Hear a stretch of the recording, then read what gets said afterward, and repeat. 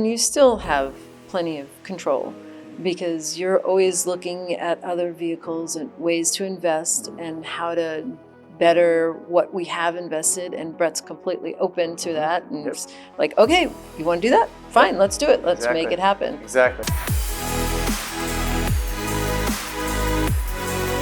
The other part would be control for like trustee and the deferred sales trust, right? So there's two different controls, like control, like we can control our destiny cat, if you know, let me know. And then, but as owning the property, and then it was like, well, there's this new vehicle, and we'll go to you, Warren, here in a second here. So what did you feel like the trustee and the vehicle, like structuring that kind of thing? Any thoughts or feedback on that for anyone who's listening and trying to, wrestle with that piece of it? Wrestle with it. Yeah, it's a step that you just have to take and believe and trust that it's okay.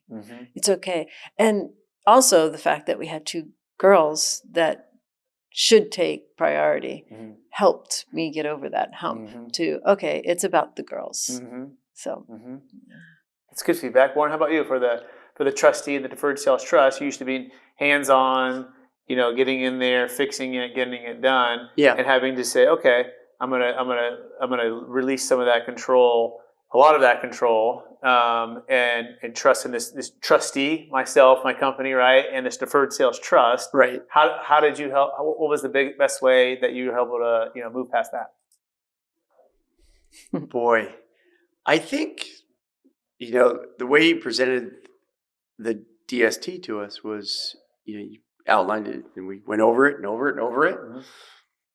And over we it and over it. Yeah. We asked a lot of questions, and you answered every one of them. I have a notebook. And with the numbers that we went over and over and over, it seemed like it was advantageous financially to go this route.